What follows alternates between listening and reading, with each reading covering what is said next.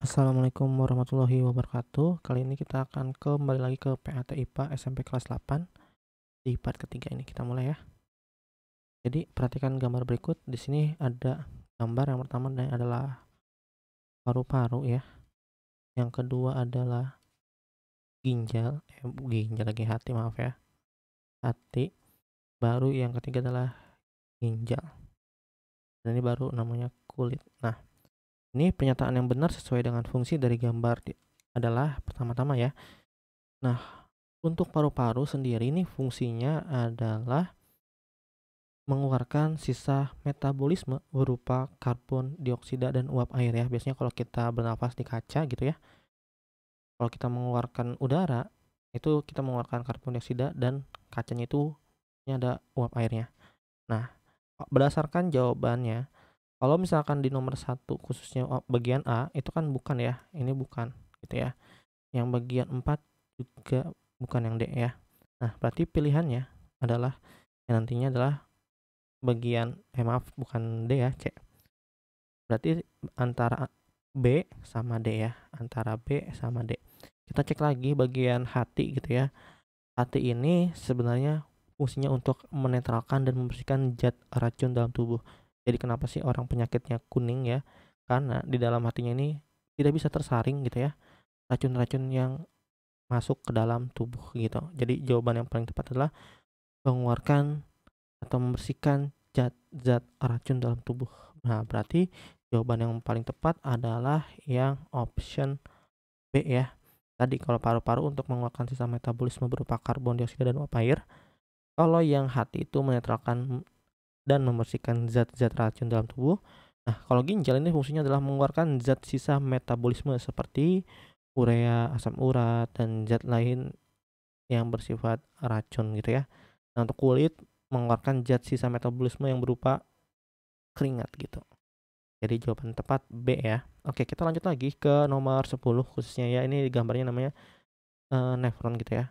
Jadi nama bagian dari fungsinya yang benar adalah oke. Sekarang kita cek yang satu ini itu berada di gambar tengah sini ya. Nah, yang nomor satu itu sebenarnya adalah glomerulus, yaitu tempat penyaring darah gitu ya. Nah, dia bukan ke dalam urea tapi tempat penyaringan darah gitu ya. Ini salah fungsinya. Nah, sekarang kita ke bagian B. Bagian B ini harusnya namanya tubulus contortus proximal bukan distal. Tapi fungsinya apa?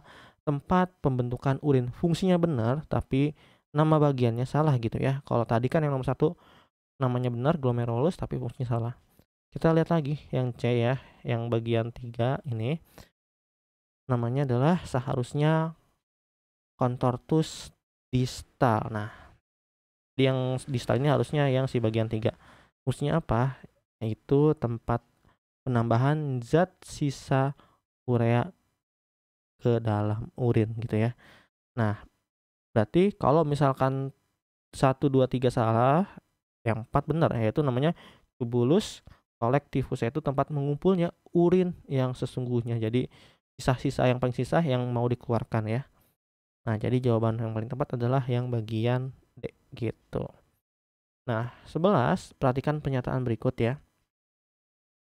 Yang pertama ini membuang racun, kadar garam berlebih, air dan mineral yang berlebih. Yang kedua adalah memproduksi cairan empedu.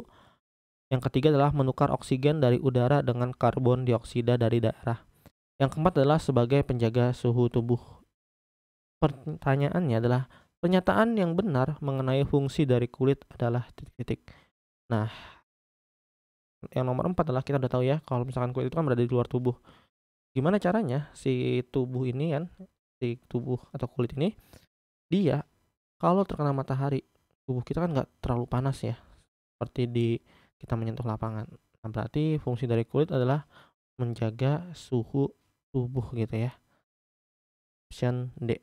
Nah, selanjutnya kita ke soal part 3 yang terakhir yaitu 12. Seorang pasien mengeluh buang air kecil berwarna teh tua. Ya, berarti yang pertama teh tua, diare mendadak. Nah, yang paling penting adalah kulit berwarna kuning nih ya. Berdasarkan hal tersebut, penyakit yang diderita pasien tersebut adalah kalau kalian tahu kata kuncinya kulit berwarna kuning, itu namanya penyakit hepatitis gitu ya. Oke. Mungkin cukup sekian pembahasan kali ini di part 3. Apabila ada kesalahan mohon maaf. Wabillahi taufiq wal hidayah. Wassalamualaikum warahmatullahi wabarakatuh.